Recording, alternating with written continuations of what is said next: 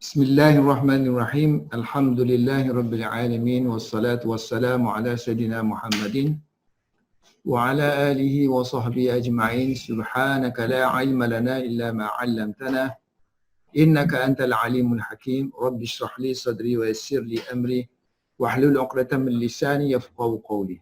Amma ba'd. Okay, hadis kita ni ialah sambungan ni. Sambungan hadis kita tentang cerita tentang Nu'aim Al-Mujmir bersama dengan Abu Hurairah menaiki bumbung masjid. Kemudian Abu Hurairah berwudu, fatawadda'a. Dalam hadis riwayat yang lain disebut orang yang naik bersama dia tu, Nu'aim Mujmir tu, dia keheranan lah macam mana wuduk yang diambil oleh Abu Hurairah ni lain daripada yang lain kerana dia melebihi daripada kebiasaan. Mana kebiasaannya sampai kalau tangan sampai ke siku, kaki sampai ke pulali. Tapi dia ni buat lebih daripada yang biasa.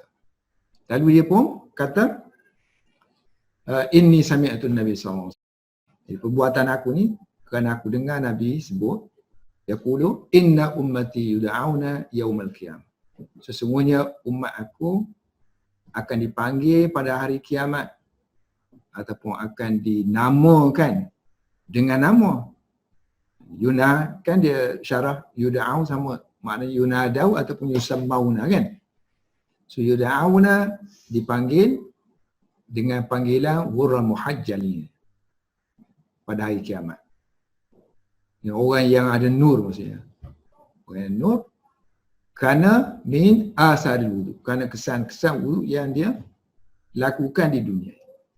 Faman istata'a minkum, siapa yang mampu di kalangan kamu ayutila, untuk memanjangkan ghurrah dia, maka hendaklah dia lakukan. Dan riwayat yang lain dalam Muslim bukan ghurrah saja sebab tajuk muhajjalun kan.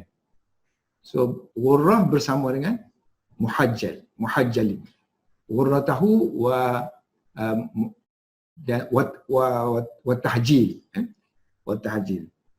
Maknanya untuk bahagian kaki dan tangan kita panggil tahjil, ghurrah untuk bahagian muka. So kalau nak panjangkan, dia kata nak lebihkan air tu, kalau kamu mampu buat, buatlah. So sekarang ini dia akan syarah pada kita tentang makna ghurrah. Perbahasan tentang ghurrah. Ghurrah cara baca dia ialah dengan bidhammil mu'jamah. Dengan ghain tu kita panggil mu'jamah, ada titik, ghur. Dan mentasydidkan ra. Wa bi tasydidi ra. Ra tu kena ada sabdu lah. So asal dia ni plural ni, ghurran muhajjal ni ada plural. So dia punya singular dia agharru. Agharru. So jamak kepada agharra. So mana agharra? Ialah salah satunya makna dia ialah yang memiliki ghurra. Yang memiliki ghurra, iaitu yang memiliki tanda. Zu ghurratin. Orang yang memiliki ghurra. Tanda di muka dia kan. Tanda di muka sebenarnya tanda di dahi tu sebab dia refer kepada kuda. Asalnya kuda yang hebat ni dia ada tanda putih di dahi dia tu. Jadi dinamakan aghar, kuda yang ada zu ghurrah. Ada sinaran lah, asal mana sinaran. Asalnya agharru makna dia yang bersinar kan. Asal makna dia lah. Kemudian digunakan untuk manusia, makna yang memiliki ghurrah. Asal ghurrah wa aslu ghurrah ialah satu tompok lum'ah. Al-lum'atun. Satu tompok putih. Bayda'u. Lum'atun bayda'u yang putih yang berada takunu di dahi kuda, fi jabhati al-farasi. Itu asal dia. Kemudian digunakan summa stu'milat,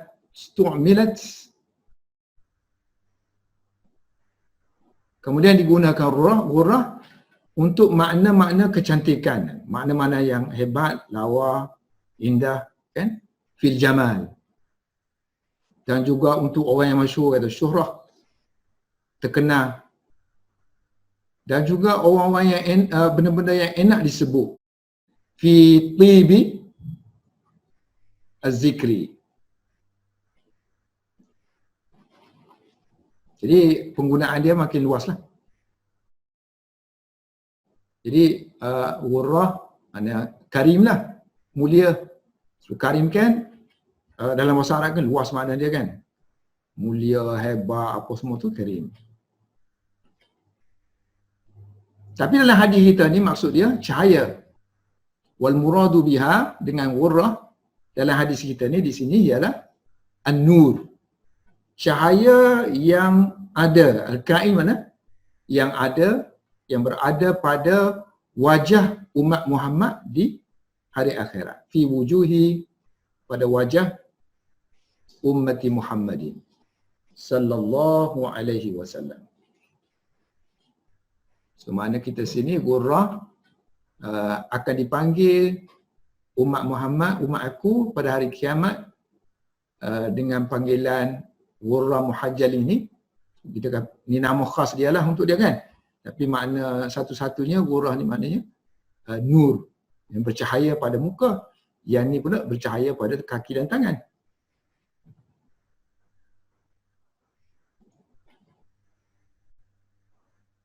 Jadi atas dasar inilah Abu Hurairah dia mengamalkan hadis ni. Dia takut orang tu bising-bising tengok buat pelik-pelik kan. So dia naik atas bumbung, wuduk. So kadang-kadang bila zaman kita dah zaman dah berlalu, orang tak biasa kan. So kalau kita buat yang sunnah pun dimarah orang So dia buat senyap-senyap. Okey, i'rab ghurran, kita baca bagi atas. Pengajian ilmu hadis dengan Quran tak boleh lari daripada pengajian bahasa Arab, i'rab. Sebab tu saya tak akan berhentilah belajar bahasa Arab, mengajar bahasa Arab dan belajar bahasa Arab ni tak akan berhenti kerana dia ada kait-mengait dengan pengajian syariat ni, hadis dan Quran. Dan benda ni kalau kita tak ulang-ulang kan, dia tak akan ingat. Sebab tu kita kena ulang. Masa dia ulang tu dengan belajar dan mengajar lah. Kalau kita nak baca sendiri tu kita malas kan.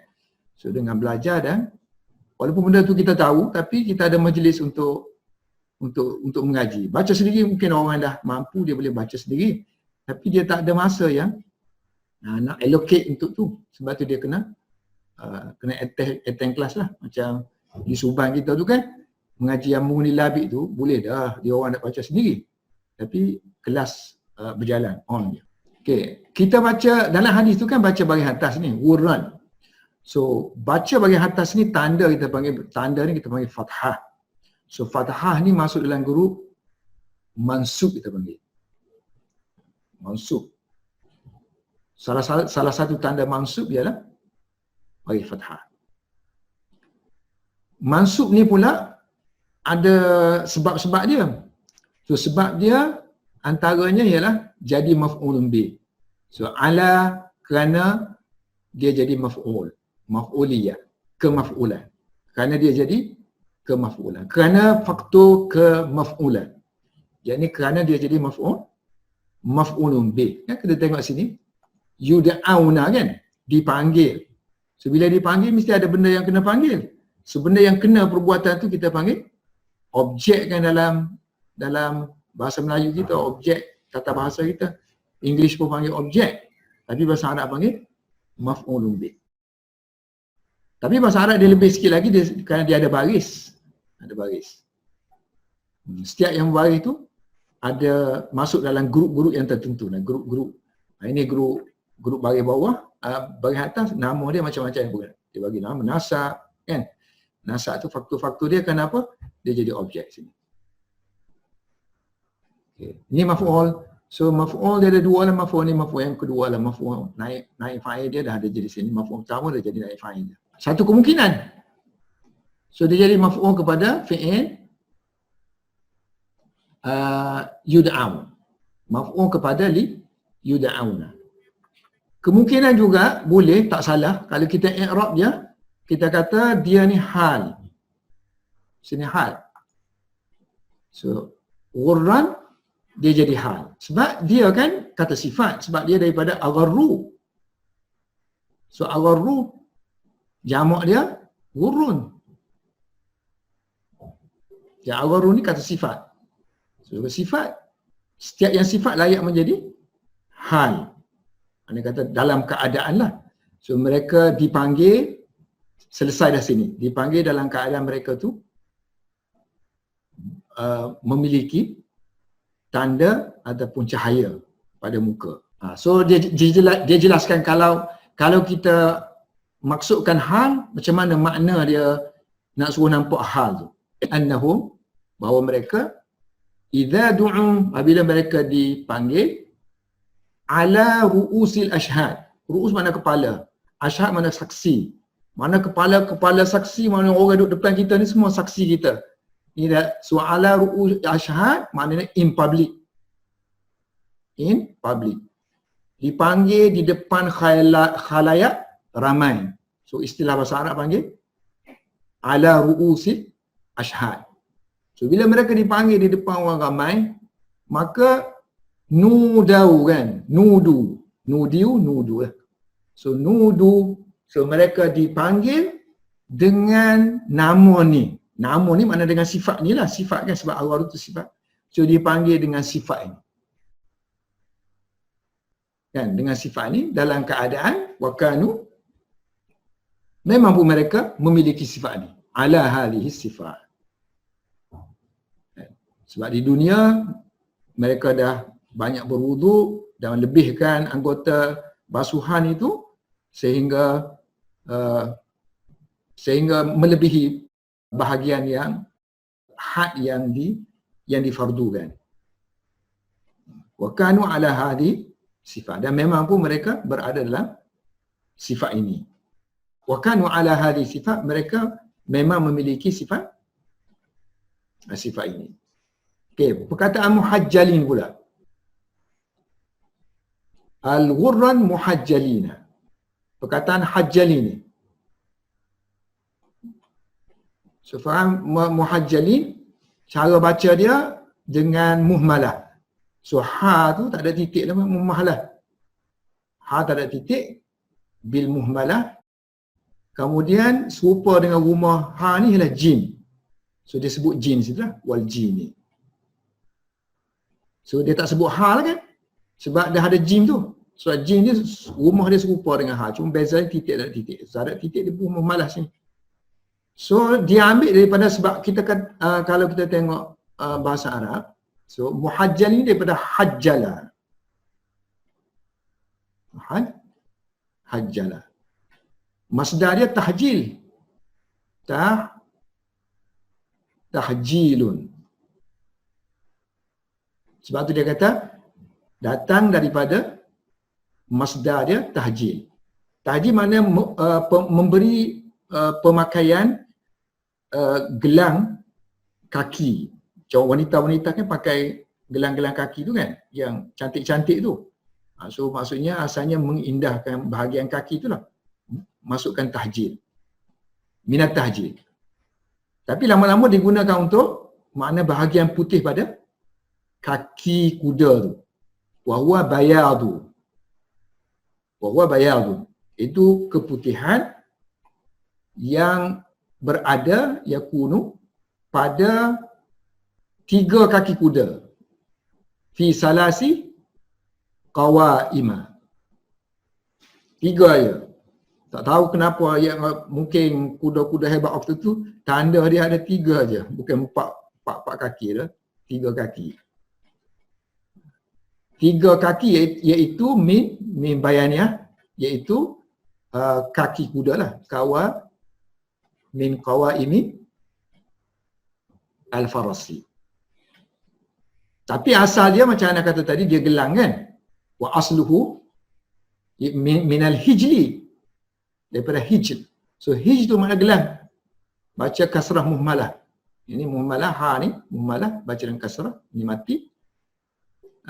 Wa huwa al-khalqal. Wa huwa al-khalqal. So khalqal tu lah gelang, gelang kaki. Tapi dalam hadis kita ni maksud dia cahaya yang ada pada bahagian kaki. Wal muradu bihi huna aidan an-nuru. So makna dia cahaya. Muka pun cahaya, tangan pun cahaya, kaki pun cahaya. Kuda kan dia ada kaki je, tak ada tangan. Kita ni 4 kan? Kaki dan tangan. Okey. Wastadalla al-Halimi. Seorang ulama nama dia Halimi. Seorang yang faqih, nama dia Husain bin Hasan. Abu Abdullah Husain bin Hasan, seorang ulama Syafi'i, meninggal tahun 403 Hijrah. So, dia ada kitab nama dia Kitabul Minhaj. Ada setengah orang kata nama kitab tu panjang sikit, ni kitab Minhaj fi Syu'abil Iman. Ada kata nama kitab dia Fawaidul Minhaj.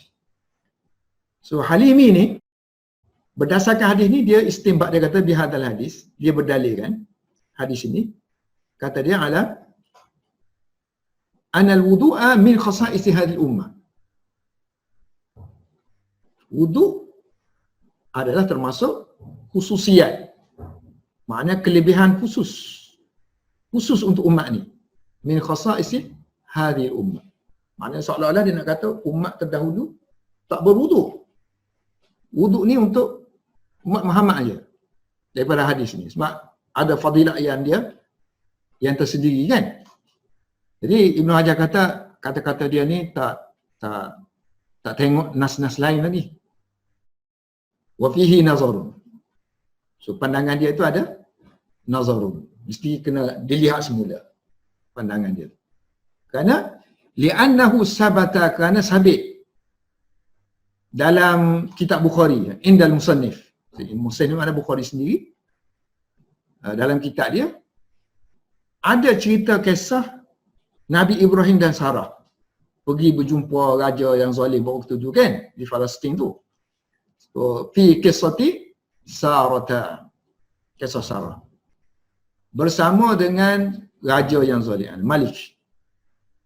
So raja tu lah yang memberi Sarah tu, memberi Hajar tu. Alladhi a'taha, raja tu kemudian bila kan dia cerita-cerita tu masyhur kan, Nabi Ibrahim sampai di sana dengan raja tu, dia suka ambil isteri orang kan. So bila dipanggil, orang pun beritahu ni ada orang mari ni Ibrahim, bini dia cantik. Raja pun nak lah. So bila nak gitu, so panggil Nabi Ibrahim kata, bila panggil Nabi Ibrahim dulu, so raja kata gini-gini buat mari binimu. Dia kata itu siapa? Dia kata itu ukhti, saudara aku, dia kata. Kan? Adik kakak kata tahu lah kan, ukhti dia. Mana my sister lah. So my sister. Jadi Nabi Ibrahim pun balik semula ke Sarah, dia kata nanti kalau aku dah beritahu bukan bini aku ni. Nanti kamu bagi sana, pandai-pandai kamulah jawab. So bila dihantar Sarah kepada raja tu, Sarah pun berdoa kepada Allah Subhanahu Wa Taala supaya dia dijauhi daripada raja tersebut. So apa yang dia buat? Dia berwudu, kemudian dia solat. Lepas solat tu dia berdoa supaya dia dijauhi oleh raja ni. Sebab doa dia tu, ya Allah, aku ni beriman denganmu, dengan Rasulmu kan, dan aku menjaga kemaluan aku daripada zina, daripada keharaman, benda yang haram. Jadi dengan ni dia kata jauhlah aku daripada raja. So bila raja dekat tu, mendekati dia, apa yang terjadi? Dia jadi macam orang gila babi gitu. Jadi orang kata-kata babak itu. Dengar macam orang gila babi macam mana kan? Dia hentak-hentak kaki gitu macam tu raja pun kata. Dan riwayat yang sebut 3 kali berlaku gitu. Raja kata ni apa ni? Syaitan apa depan aku ni? So dia pun tak apalah, dia kata bagi ke dia lah. Mungkin dia ni sakit ke, beri pembatu dia. Khadimah. Berilah. Itu yang diberikan Hajar. Kemudian balik jumpa Ibrahim dan dia ceritakan kembali apa yang telah berlaku antara dia dengan Malik. Yang Allah protect dia daripada disentuh oleh raja tu. Jadi poin di situ ialah kita nak kata dia berwuduk tadi. Maknanya wuduk ni ada zaman tu lagi. Kisah ni memang ada dalam Bukhari pun. Dia ada hadis panjang, ada hadis pendek. So kalau kita nak tulis, boleh tulis hadis 2217. Ni yang cerita yang saya cerita ni yang ada dalam ni lah. 2217 tu. Okey.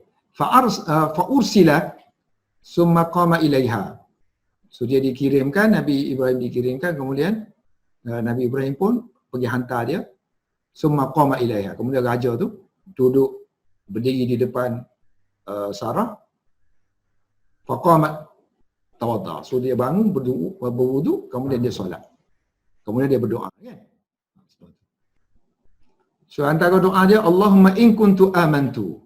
Ya Allah, jika sekiranya aku ni beriman dengan kamu dan Rasul kamu, dan sekiranya aku ini menjaga kemaluanku melainkan untuk suamiku, maka fala tusallit alayya. Jangan kamu kuasai aku, jadikan aku dikuasai oleh orang kafir. Fagutta. Lalu dia pun gelepar-gelepar kan, mulut dia bobak-bobak macam orang gila babi tu kan. Kemudian hatta raqadah, kemudian sehinggalah dia menghentak-hentak kakinya berguling. Okey, itu kisah Hajar. So hadis yang pendek dia ada yang pendek, tapi hadis tu tak ada wuduk lah. Tak ada kisah. Yang tu ada kisah wuduk. Okey, seterusnya yang ini semacam yang anda sebut tadi. Kisah Sarah bersama dengan raja alladhi ataha Hajar, yang memberikan Hajar. An-Nasarah, kisahnya ialah An-Nasarah lamma hammal maliku, apabila raja tu berkeinginan untuk mendekati dia kan, bidunu, mendekatinya, minha qamat, dia pun berdiri, bangun lah, maksud dia bangun, tatawaddau, untuk berwuduk, wa tusalli, dan solat. Dan lepas solat tadi dia berdoa. Okay, satu lagi kisah yang menunjukkan wuduk ada di zaman Bani Israel lagi.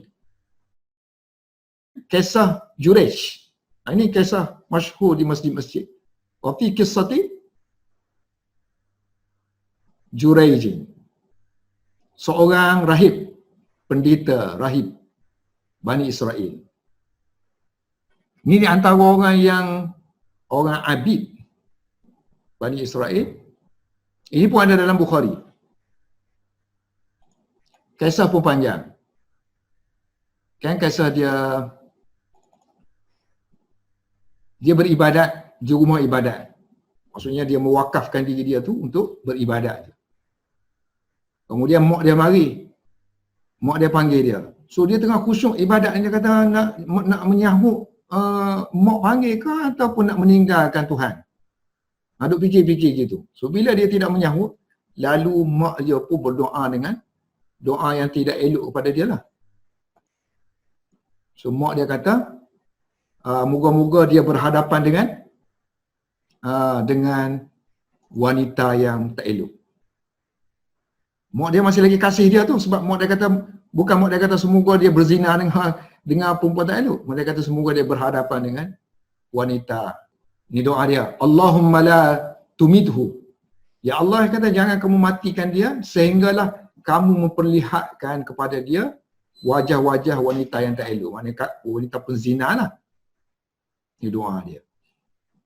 Jadi ulama kita kata, dalam syarah-syarah tulis, ni pun masih sayang lagi tu. Kalau tidak, doa dia, ya Allah jadikan dia berzina. Sebab zaman dia tu berzina tu kira berat lah. Hukuman tu kira berat. Boleh dibunuh.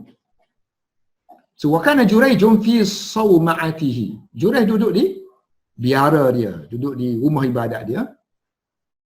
Fata'arradat lahu imra'atun. Selepas mak dia berdoa tu, dia masih duduk dalam rumah ibadat dia. Kemudian tiba-tiba dia didatangi oleh seorang perempuan. Seorang perempuan tu khilaf lah, dia ni memang penggembala kambing ke, ataupun kaki pezina ke, ataupun dia ni anak raja. Itu dalam syarah-syarah tu dia lah. So, wakallamathu. So, kallamat mana dia ajak supaya turunlah cukup-cukup ibadat ni, mari kita bersama. Fa'abah. So, dia tak nak. Wanita tu buat perancangan fa'atat ra'iyan. So, dia pun rakyat, penggembala kambing, yang ni pun ra'i. So, dia pun cari jumpa dengan gembala kambing lelaki. So, dia buat kerja lah, berzina dengan dua orang. Lalu melahirkan anak. Fawaladat gulaman. Faqalat kemudian dia disoal oleh masyarakat, ketua dia kata, siapa ni, anak siapa mu ni? Daripada siapa mu anak ni? So, dia pun buat tuduhan daripada Jurayj.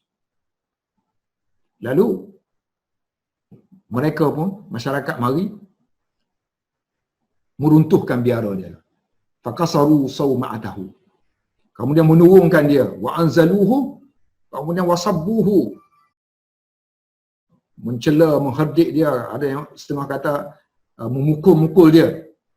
Jadi dia nak buktikan dia tak bersalah. Fatawadda'a wa sallah. Dia pergi berwudu.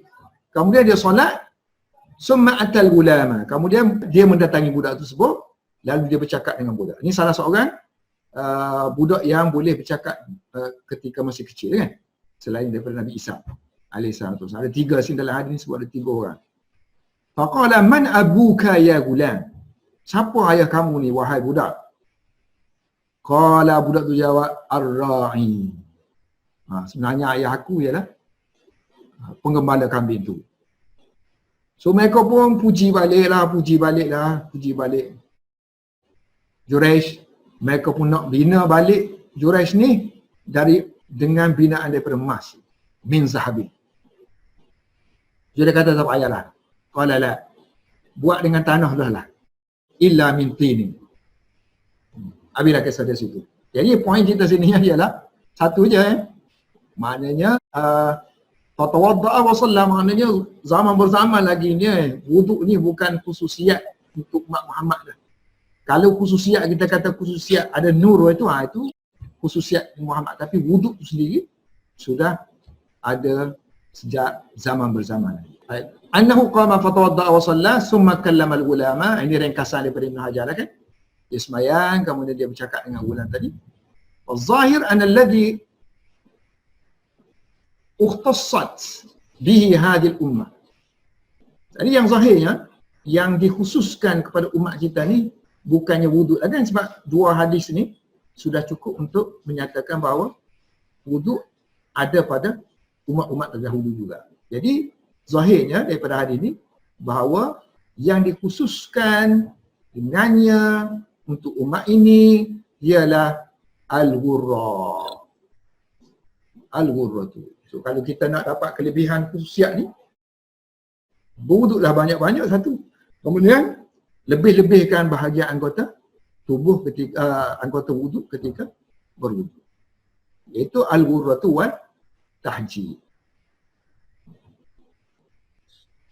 Bukannya usul la aslul wudu. Bukannya wudu itself. Bukan wudu itself. Okey, ada riwayat kata Ibn Hajar dalam Muslim terang-terang sebut maknanya tanda tu khusus untuk alamat umat. Pokok sarraha telah disebut dengan jelas tentang ini, bizalika.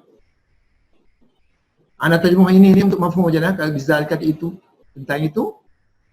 dalam riwayat Muslim, fi riwayatin, dalam sebuah riwayat Muslim, di Muslimin, daripada Abu Hurairah. Dan hadis tu hadis yang disandarkan kepada Rasulullah, kita panggil hadis marfu'an. Qala Rasulullah SAW, ini marfu' kan? Tengok hadis dia. Ya, hadis riwayat Abu Hurairah sini, hadis nombor 36. So Nabi kata, haud aku ni, dia kata jauh, luas. Kalau nak kira jarak ni daripada Palestin, dia kata Ailah sampai ke Yaman, Aden, luas kolam tu. Dan dia kata sangat putih, macam salji. Dia punya manis tu lebih manis daripada asal. Wa ahla minal asal, dan bersama dengan asal, bersama dengan laban, dengan susu. Kemudian dia punya wa aksaru, dan dia punya kap-kap dia ni, maknanya gelas-gelas dia ni lebih banyak daripada bilangan bintang di langit. Ada di nujum. Dan aku ni upama seperti penggembala kambing. Maknanya yang menjaga umat aku lah, maknanya ni bukan ni. Penggembala kambing kan, kata ni bukan kambing dia halau. So dia kata, wa inni la asuddun nas, aku tahan manusia. Mana yang bukan guru aku ni, aku tahan dia, buang. Sebagaimana seorang lelaki menahan unta-unta orang lain daripada masuk ke kolam dia. Gitulah aku, kerja aku kan. So aku panggil umat-umat aku sahaja. Lalu sahabat bertanya, qalu ya Rasulullah, ata'rifunana yawma idzin ya Rasulullah, luahnya, ramainya orang, adakah kamu kenal kami ni? So Rasulullah kata, na'am, aku kenal kamu sebab kamu memiliki lakum sima, ada tanda. Mana lebih daripada umat yang lain kan, ada tanda. Laisat li ahadin, tiada pada orang lain di kalangan minal umam. Tariduna alayya, kamu mari kepada aku dalam keadaan kamu bercahaya, wurran pada muka, bercahaya pada tangan kaki, muhajjalina min, dari kesan daripada wuduk yang kamu lakukan di dunia. Jadi maknanya khususiat di sini khas untuk wurran muhajjalin, bukannya wuduk. Samalah juga hadis ni dia kata diriwayatkan oleh Huzaifah. Sebab tadi Abu Hurairah, maknanya boleh lagi ada sokongan, banyak lagi. So hadis Huzaifah sama juga. Hadis Huzaifah sama dengan hadis Hubairah tadi. Sesungguhnya kolam aku jauh, luas jaraknya daripada Ailah di Palestin tu, Ilah kita panggil Ailah, hingga ke Yaman di Aden. Walladhi, demi diriku di tangannya, yakni demi Allah, sesungguhnya, tadi guna la asuddu kan, ini guna la adudu, sama juga lah maknanya aku ni kawal binatang, panggil dara yazudu anhu ar-rijala. So aku kawal-kawal manusia di waktu itu sebagaimana seseorang mengawal daripada unta yang asing daripada masuk ke kolam dia. Kemudian sahabat bertanya, adakah kamu kenal kami ya Rasulullah? Rasulullah kata, na'am, kamu mari kepada aku, taridu alayya, dalam keadaan kamu wurran muhajjalina, mempunyai cahaya di dahi dan tangan kamu, kesan daripada wuduk kamu. Dan dia kata, laisa li ahadin ghairika, benda tu tak ada pada umat yang lain. Okay, sekarang ni cara baca sima lah. Sima ni dalam Quran pun ada kan. Sima baca dengan kasrah. Sin ni tak ada titik, kita panggil muhmalah lah. Muhmalati, dan ya tu kita matikan dia, kita panggil iskan. Wa iskanil ya'i, ya yang akhir, sima bagian akhir, iskanil ya'il akhirah. Kemudian makna dia alamat, tanda. Ai alamatun, kalau ikut sini alamat. Okay, ada orang yang cabar Halimi tadi. Halimi kata wuduk ni khas untuk umat Muhammad. Tapi dia berdalilkan kepada hadis hadza wudu'i wa wudu'il anbiya'i qabli. Wa qad i'tarada, mengkritik sebahagian ulama ala Halimi. Mengkritik Halimi dengan hadis hadza wudu'i. Ini adalah wuduk aku dan wuduk para anbiya sebelum aku. Mana anbiya pun ada kan? So Ibn Hajar kata tak apa kuat. Satu, nilai hadis ni dhaif. Yang keduanya, kemungkinan makna di sini khusus tu khusus untuk para anbiya saja. Umat dia tak ada khusus. So wahwa hadisun dhaifun. So tak boleh digunakan secara umum lah sebab kemungkinan makna sini wuduk anbiya sahaja. Tapi bukan umat dia. So hadza hadisun dhaifun, riwayat siapa ni? Ibnu Majah. Cuma lain sikit dari segi inilah. Lafaz dia ada sini sikit. Yang serupa dengan lafaz ni Musnad Abu Daud Tailasi. Tailasi. Abu Daud juga tapi Abu Daud Tailasi. So ada dalam Ibnu Majah tu ada rawi yang dhaif, Abdullah bin Waradah. Ini hadis Musnad Abi Daud At-Tayalisi. Tayalisi.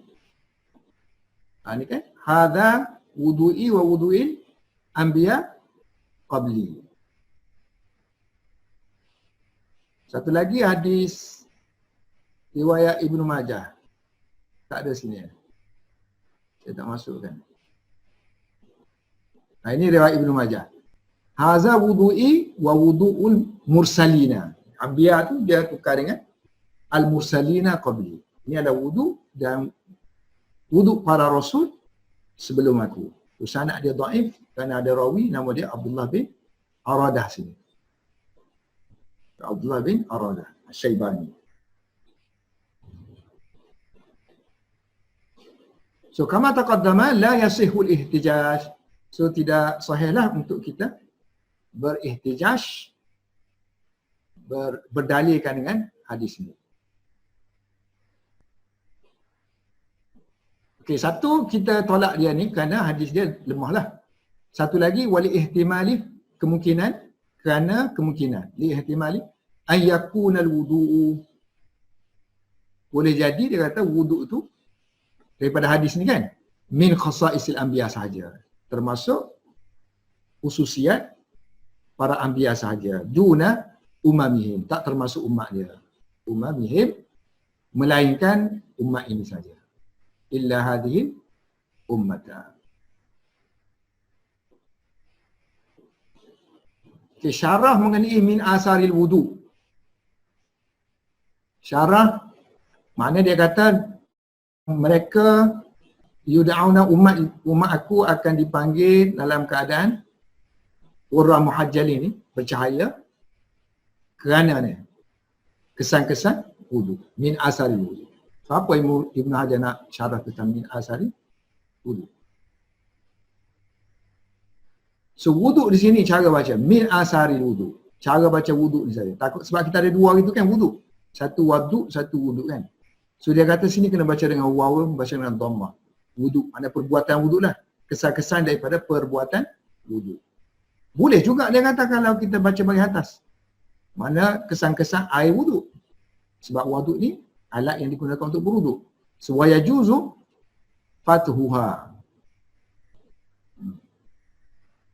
Ala annahu al-ma, iaitu dia wudu tu ialah air.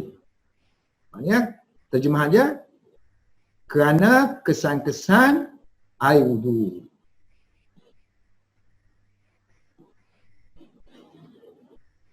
Siapa yang kata ni?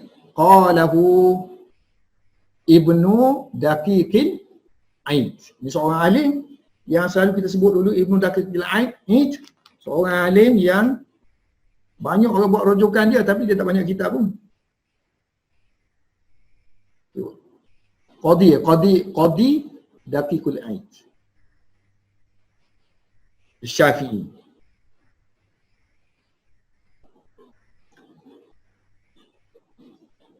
seorang yang banyak beribadah di tengah malam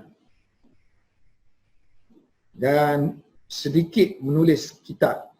Tapi bila dia tulis tu menjadi rujukan kepada ulama-ulama yang hebat-hebat. Nama dia Muhammad bin Ali bin Wahab Al-Maliki wa Syafi'i. Tak tahu Maliki dulu kemudian Syafi'i ke atau Syafi'i Maliki. Maliki dulu. So meninggal tahun 702 lebih kurang Hijrah. Dalam umur lebih kurang 80 lebih tahun lah, 87 lebih tahun.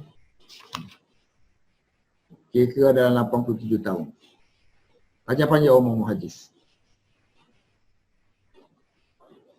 Kemudian dalam hadis tersebut, faman istata'a, siapa yang mampu di kalangan kamu untuk memanjangkan ghurrah dia, basuhan, memanjangkan cahaya yang ada pada muka dia, falyaf'al, maka hendaklah dia buat. Kan, hadis sini hanya sebut ghurrah saja. Sedangkan tajuk dia ghurrah sekali dengan muhajjal kan? Sekali dengan tahjil kan?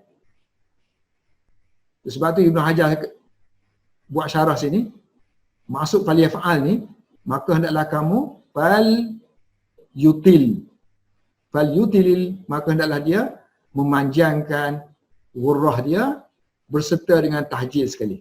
Wa tahjil. Maknanya kaki dan tangan sekali. Cuma perlu jawablah sini kenapa hadis Abu Hurairah ni hanya sebut ghurrah saja, tak sebut tahjil. Sewaktasara. Hadis ini merengkaskan ataupun Abu Hurairah merengkaskan dengan hanya menyebut ala ihdahuma, salah satu daripada dua benda tadi kan. Ghurrah dengan tahjil tadi satu je sebut, ghurrah saya sini kerana sudah ada petunjuk lidalalatiha alal ukhra. Sudah ada petunjuk sebut satu makna dia dua. Maksudnya kalau sebut panah, lawan dia sejuk. Macam Quran kan sebut sarabila taqikumul har.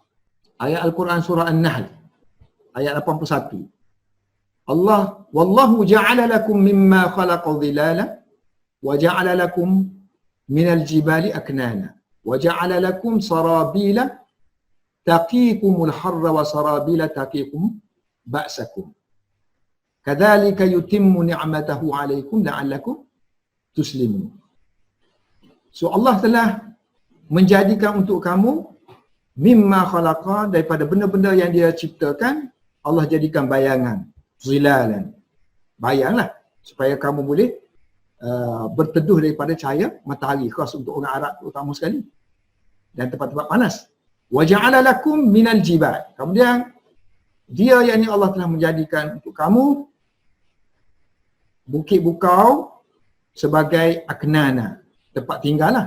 Akna-akna ni gua-gua, lorong-lorong yang boleh kamu masuk duduk situ, berlindung. Aknana. So wa ja'ala lakum sarabila, dan dia juga menjadikan kepada kamu sarabil. So makna sarabil ni sila pungusan baju. So baju ni dia kata kamu taqikum, yang akan melindungi kamu daripada kepanasan saja.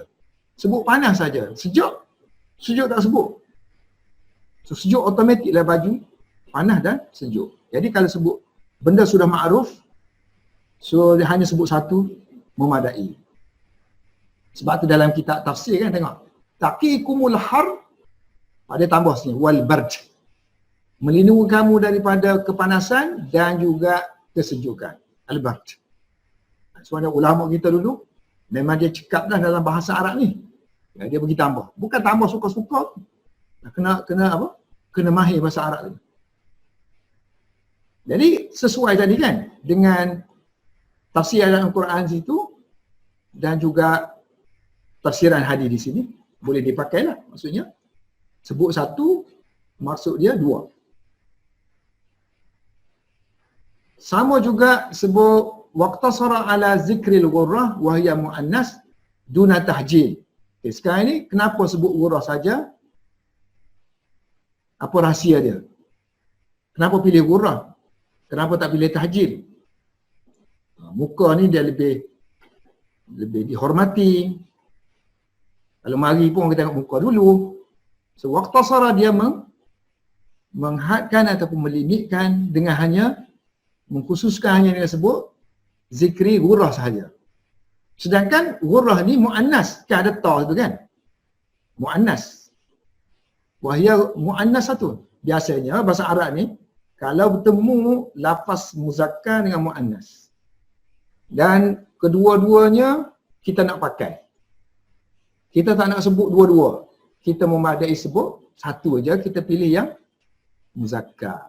Macam matahari dan bulan. Matahari dan bulan, dia sebut qamarain. Dia tak sebut syamsain, qamarain. Dia ambil yang muzakkar, qamarun. Kemudian dia tasniahkan. Jadi qamaraini, dua bulan. Tapi maksud dia bulan dan bintang. Itu biasa bahasa Arab lah. Kan? Jadi sepatutnya sini ambillah tahjil sebab dia muzakkar. Tapi sini guna muannas. Kerana consider kepada hak akram lebih mulia. So duna tahjil, tidak sebut yang tahjil, yang kaki tangan, wa huwa muzakkar, sedangkan dia muzakkar. Li'anna al-mahall al-ghurrah, kerana bukan kita nak pergi kepada ghurrah tu sendiri, kita nak pergi kepada tempat ghurrah tu duduk. Makna wajah. So wajah tu asyraf. Dia tempat yang mulia, asyraful a'dha. Dia adalah anggota yang paling mulia lah. Anggota wuduk yang paling mulia. Asyraful a'dha'i wuduk. So yang mulia kita kedepankan dia. Dan dia juga bahagian yang pertama, awwalu ma yaqa'u alaihi an-nazar. Bahagian yang pertama pandangan jatuh kepada dia. Maknanya bahagian pertama yang dilihat oleh pandangan. Yaqa'u alaihi an-nazar minal insan. Daripada manusia-manusia yang tengok, dia kata bahagian tu lah. An-nazar minal insan. Pandangan manusia.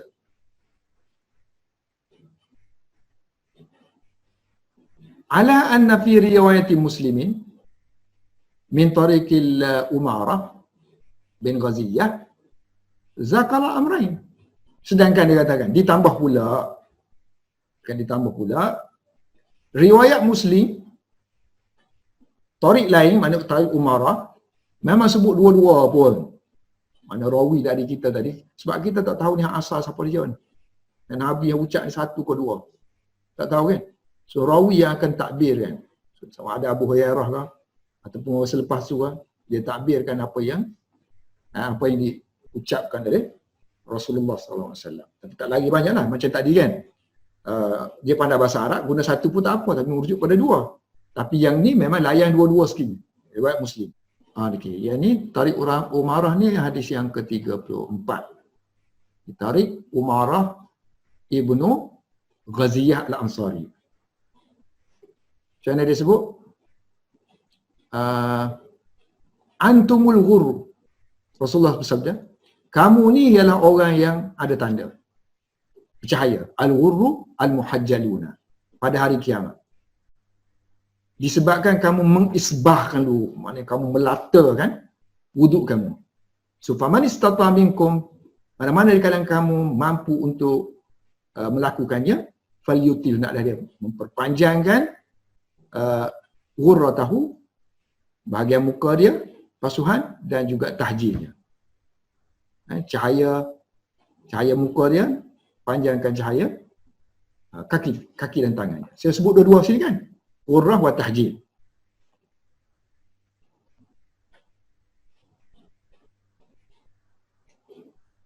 Ini lafaz hadis, falyutil ghurratahu wa tahjil. Okay, sekarang ni Ibnu Hajar bawa kita kepada syarahan Ibnu Battah. Siapa dah Ibnu Battah? Antara orang yang terawal mensyarahkan Bukhari. 449 ni meninggal 449 Hijrah.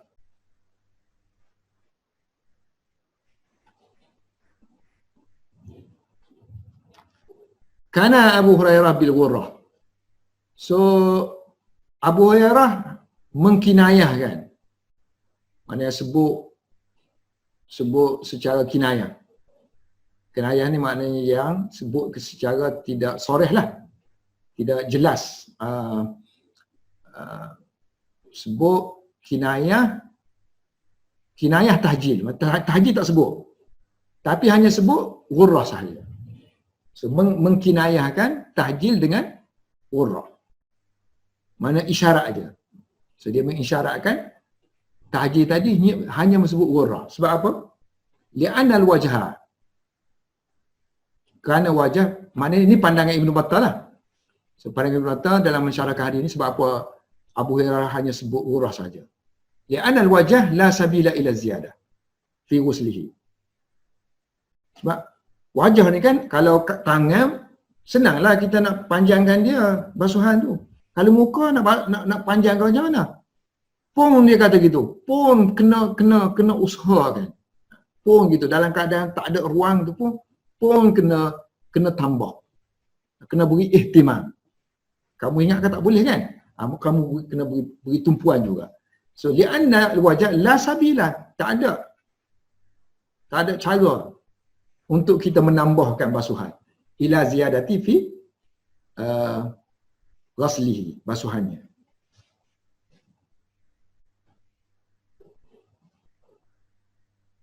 Biasalah Ibn Hajar kan, kalau ada ruang untuk komen, dia komen. Pada apa yang dia sebut ni ada sedikit pandangan, nazar. Maknanya ada kritikan. Fi ma qala nazarun. Sebab kalau dia kata gitu, dia telah menterbalikkan lughah. Pusing. Li'annahu yastalzimu, ini akan melazimkan, ini akan membawa kepada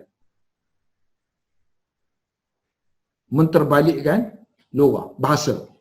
So, qalba lughah. Kemudian dia nafikan la sabila.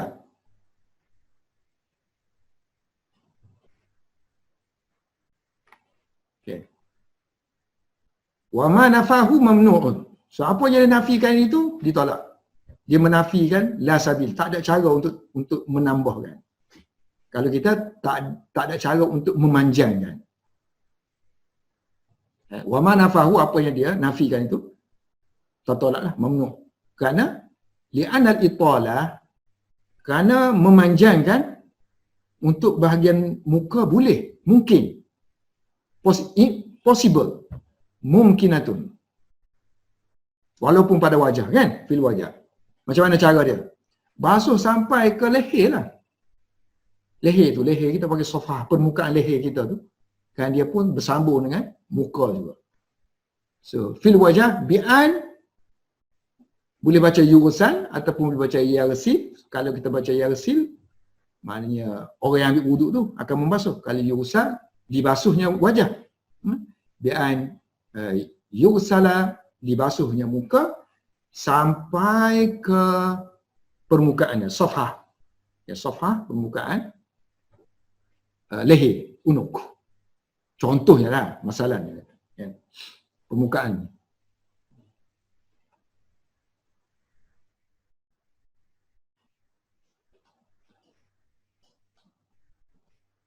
Ya, wa naqala ar-Rafi'i. Ini anda tak tahu Rafi'i ni rujuk pada siapa ni? Imam Rafi'i ke ataupun siapa ni? Anda tak sempat nak rujuk. Wa naqala ar-Rafi'i. So Imam Rafi'i meriwayatkan dan menakalkan daripada sebahagian ulama, ba'dihim, anal ghurrah, perkataan ghurrah tu sendiri, dia kata dari segi bahasa juga dipakai, itu terlaku untuk kullin minal ghurrah wa tahjil. Maknanya dua-dua pakai. Sebut ghurrah, boleh jadi ghurrah dengan tahjil automatik masuk. Mana tak perlu lagi macam takwil atas tadi. Takwil maksudnya kalau sebut satu, maksud dia dua, kan? Memang sebut ghurrah tu, memang perkataan ghurrah tu sendiri dah maksudnya ghurrah wa tahjil. Okay, sekarang ni cuba selidik hadis ni pula. Hadis kita ni, kita tengok sini kan. Faman istata'an, siapa yang mampu di kalangan kamu. Faman istata'a minkum, an yutila ghurratahu falyaf'al. Ni kata-kata siapa ni? Tambahan ke ataupun tambahan rawi ke ataupun ini memang termasuk sabda baginda sallallahu alaihi wasallam.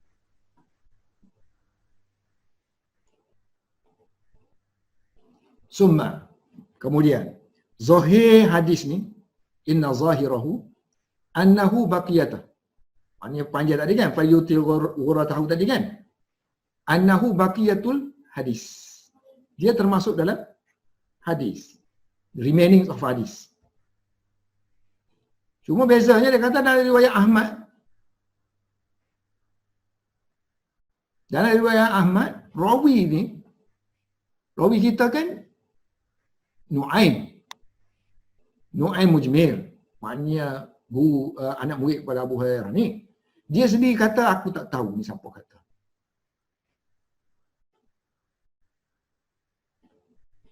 Ya? Ni ada dalam riwayat Ahmad. Lakin rawahu, tetapi Imam Ahmad meriwayatkan daripada Tariq. Ini kena tengok dia lah, Imam Ahmad. Ini riwayat Imam Ahmad, hadis 10778.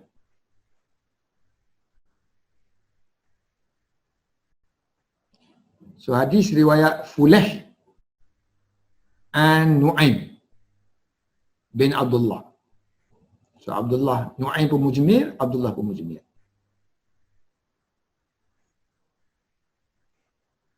So dia kata, selepas Rasulullah kata, Rasulullah sebut, sesungguhnya umat aku pada hari kiamat memiliki ghurrah muhajjalun, kesan daripada wuduk. Kemudian ada ayat selepas tu, tengok sini pun koma ni tanda kepada apa? Orang yang berkata kan. Dia buat sampai sini aja. Jadi man istata'a an yutila ghurratahu falyaf'al, dia kata la adri min qauli Rasulillah sallallahu alaihi wasallam. Nabi kata ke ataupun Abu Hurairah kata ini. Kata-kata Nabi ke kata-kata Abu Hurairah. Ni memeningkan ni mengaji hadis macam ni. So daripada Tariq Fulay, daripada daripada Nu'aim, wa fi akhirih, ujung hadis tu kan dia kata qala Nu'aim. Dah habis itu. 10 minit lagi. So qala Nu'aim la adri kan tadi kan?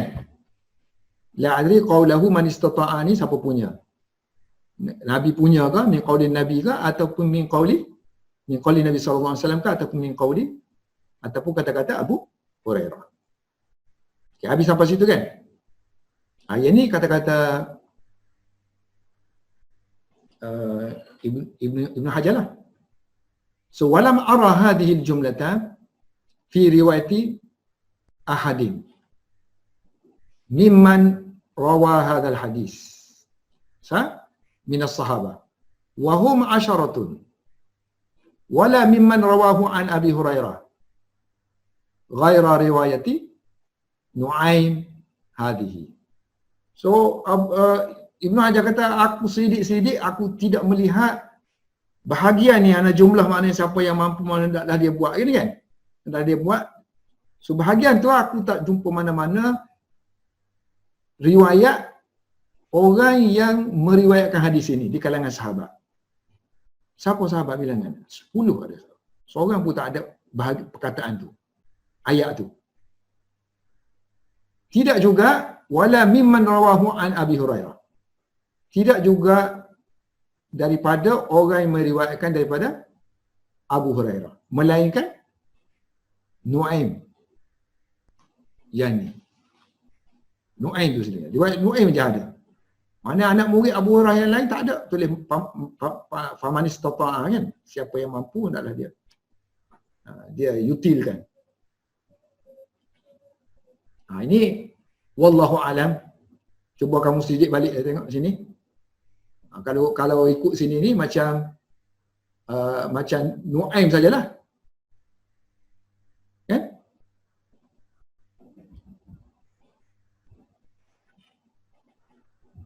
Okay, habis. Sekarang ni masalah fiqh. Panjang tu, panjang mana kita nak basuh tangan tu, yutil tu. Sampai ke ketiak ke tangan. Ataupun kaki tu sampai ke paha tu ke, ujung paha, pangkal paha tu. Kau macam mana? So, waqtalafal ulama. Berbeza-beza pandangan ulama tentang qadar fi qadri qadar mustahab. Sebab hukum dia kan sunat. So, qadar yang sunat. Al-mustahab. Kalau istilah Syafi'i mustahab dengan sunat tu sama. Kalau fiqh-fiqh lain tu berbeza macam Hanafi, dia mustahab tu dia bawah sikit pada sunat. Qadar yang mustahab dalam pentatwilan tadi, pemanjangan tadi, pada bahagian tahjil. Kalau muka tu tak apalah, dia dah tak banyak sangat ruangnya. Tapi yang tahjil tu, yang kaki kanan, kaki dengan tangan tu susah. Fakilah ada yang berpendapat, dikatakan sampai ke mangkib. So, mangkib, bahu. Kalau tangan sampai ke bahu. Kalau kaki sampai ke lutut. Raqabah. Ila raqabah. Dikatakanlah one of the pandangan. Dan memang dia kata waqad sabata sabit daripada Abu Hurairah secara riwayat dan juga secara rakyat. Pandangan riwayat dia pun ada. Dan juga daripada perbuatan Ibnu Umar. Wa ani ibni Umar min fi'lihi, yang ada dalam Musannaf Ibnu Abi Syaibah. Akhrajahu Ibnu Abi Syaibah. Yang ni saya tak jumpa nak cari, tak tahu nak cari macam mana. Dia buat ringkas gini. Kalau dia buat ayat tu senang kita cari. Dia nak kena cari satu-satu, tak jumpa. Dan juga riwayat siapa ni? Wa'ani Ibnu Umar min fi'lihi akhraja Ibnu Abi Syaibah, dan juga satu lagi yang mentakharijkan hadis ini Abu Ubaid. Sanad pun hasan. Bi isnadin hasanin. Ada juga pandangan yang mengatakan wakilah mustahab, al-mustahabbu ialah az-ziyadah. Tambah lebih lagi sampai ke nisfil adudi kan. Sampai ke adud, bahu lah. Separuh bahu, separuh kaki, sak. Wakilah ada juga kata lebih pada tu lagi lah. Lebih pada nisf.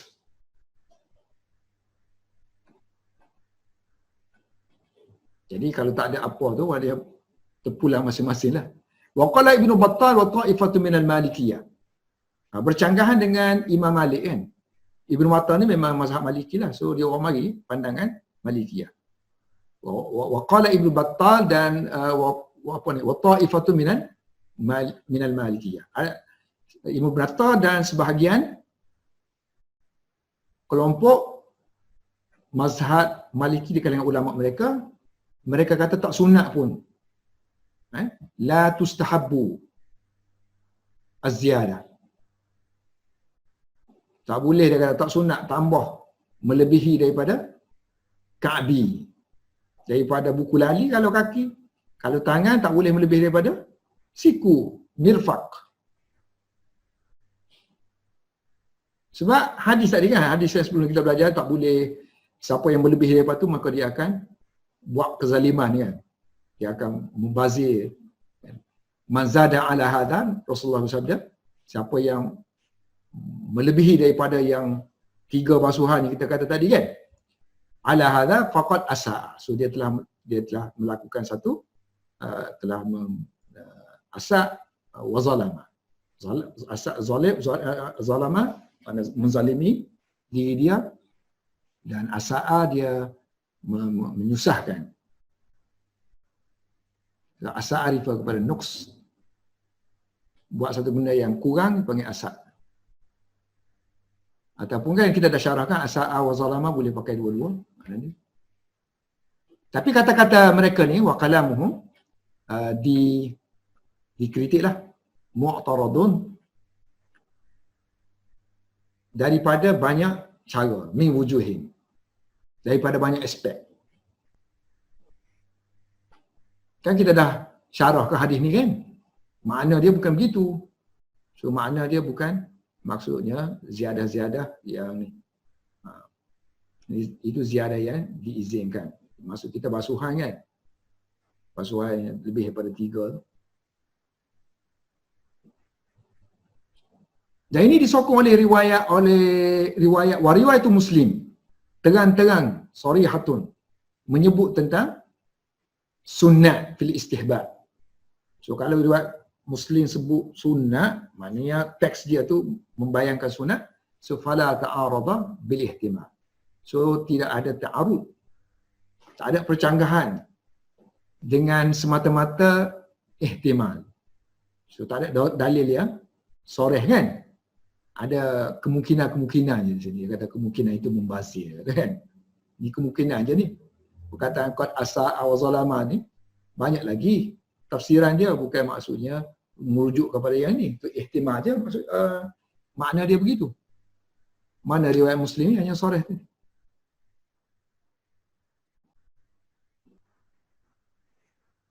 Okay, yang Sahih Muslim tu mungkin dia maksudkan hadis yang inilah antumul al-ghurru al-muhajjaluna faman istata'a minkum falyutil ghurratahu wa tahjilahu kan, dua-dua sekali sebut kan.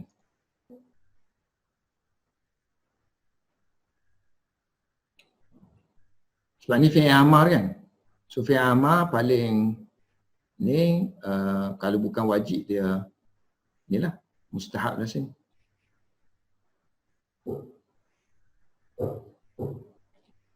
Wa amma da'wah hum,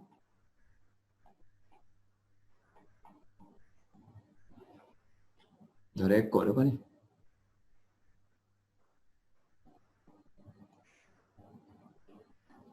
Oh, dah rekod lah. Wa amma da'wahum ittifaqul ulama ala khilafi mazhabi Urairata fi dhalika fahiya mardudah bima naqalna an Ibnu Umar. So ada ulama yang mengatakan,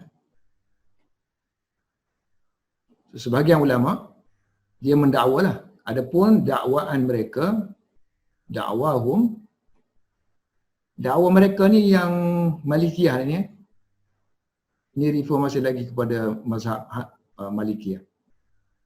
Yang qala Ibn Battal min al-Maliki la yustahabu ziyada ala ka'bi wal mirfaq. So dakwa mereka tentang ittifaq, dia kata memang semua agree di kalangan ulama. Dakwahum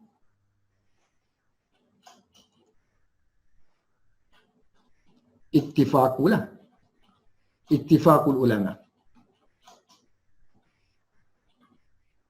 Ittifaq ulama mencanggahi atau bertentangan ala khilafi mazhab Abu Hurairah fi zalika.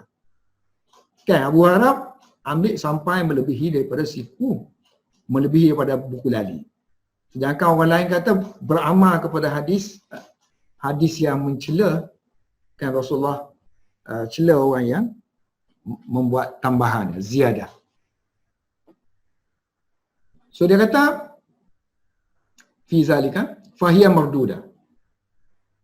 Dakwaan mereka dakwaan yang ditolak sebagaimana dengan apa yang telah dikemukakan oleh kami. Bima naqalna, kami dah nakal dah, ini kami dah riwayatkan tentang, ada riwayat daripada Ibnu Umar kan, maknanya perbuatan dia sendiri. Maknanya bukan Abu Hurairah seorang je lah. Sahabat yang lain pun buat gitu juga, maknanya tambah juga seperti Ibnu Umar. Bahkan mazhab-mazhab seperti mazhab Syafi'iyah, Hanafiyah semua kata mustahab. So waqad sarraha dengan jelasnya. Waqad sarraha dengan jelasnya menyebut kesunatan, sunatnya ghurrah menambahkan basuhan, melebihkan basuhan, jama'atun, satu kelompok di kalangan salaf, minas salaf, dan juga kebanyakan, wa aksaru minas salaf wa aksari asy-syafi'iyah, ulama Syafi'i, asy-Syafi'iyah, dan ulama Hanafiyah. Ada lagi orang takwil. Macam tadi dia kata, Ibnu Battah kata tadi, italah panjang tu, kita Nabi guna istilah ataupun hadis guna istilah yutil kan, mana panjang kan. So dia kata ziyadah. Ada juga kata makna yutil ni, makna dia mudawamah. Mudawamah. Makna berterusan maksudnya. Jadi adapun takwil mereka, wa amma ta'wiluhum al-italah tadi. Jadi oleh kerana mereka tolak hadis itu, sudah tu mereka kena jawab kan. Hadis sahih, kena jawab. Jawab tu maksud dia memanjangkan. Bukan memanjangkan, maknanya sentiasa berwuduk. Wa amma ta'wiluhum al-italah. Adapun takwil mereka al-italata al-matlubata, italah yang dituntut untuk dikekalkan ataupun dibuat berpanjangan, bil mudawamah, sentiasa kekal, sentiasa bersama dengan wudu, alal wudu'i. Jadi takwil mereka ni, italah ni dia kata, italah maksudnya mudawamah, sentiasa berwudu. Maka dikritik. Famu' taradun dengan kenyataan bahawa rawi sendiri, bi'ana rawi lebih mengetahui, adra bimakna ma rawa. Kan yang meriwayatkan hadis ini Abu Hurairah. Dia baca hadis tu, kemudian praktikalnya pun dia tunjuk. Jadi dia yang lebih mengetahui tentang tafsiran hadis. Jadi kenapa yang kamu duk pergi takwil italah tu bermaksud mudawamah ala wudu. Ini istilah kita panggil ar-rawi adra bimakna ma rawa. Ini sentiasa dipakai oleh ulama lah kalau dalam istilah syarah-syarah hadis kan. Kalau kita nak kuatkan hadis tu, tengok perawi tu sendiri, kalau dia mentafsirkan makna hadis tu, cukup dengan itulah.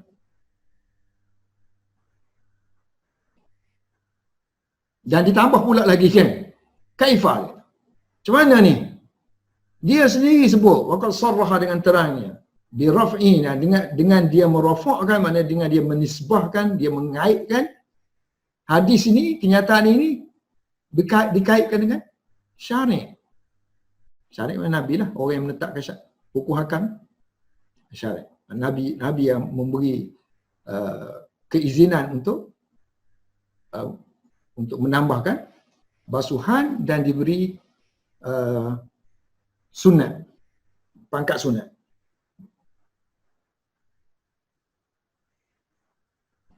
Okay, selesai kita tentang syarah hadis satu per satu. Baru masuk. Kadang-kadang dia mula daripada awal lagi, maknanya hubungan antara tajuk dengan hadis tu, apa munasabah dia. Apa munasabah. Tapi sini tak belakang ni.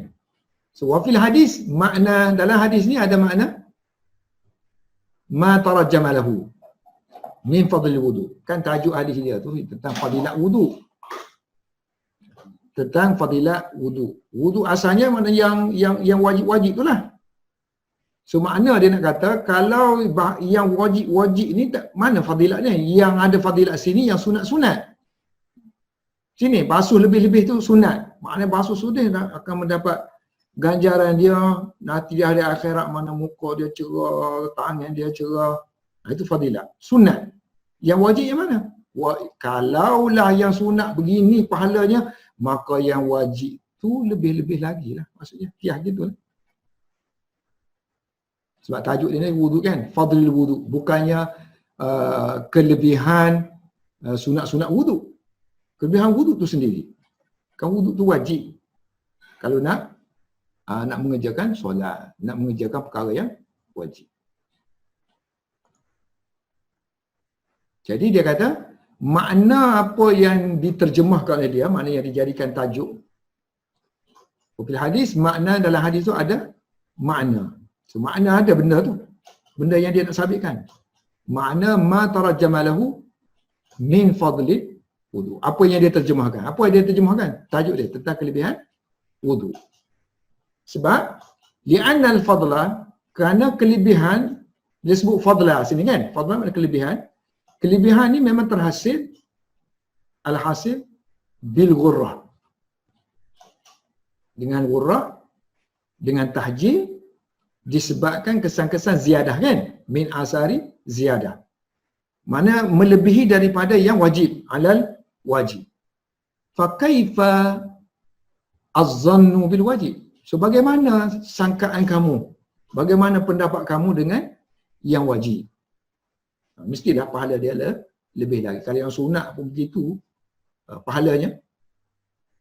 Waqad waradat fihi ahadisu sahihatun sarihatun.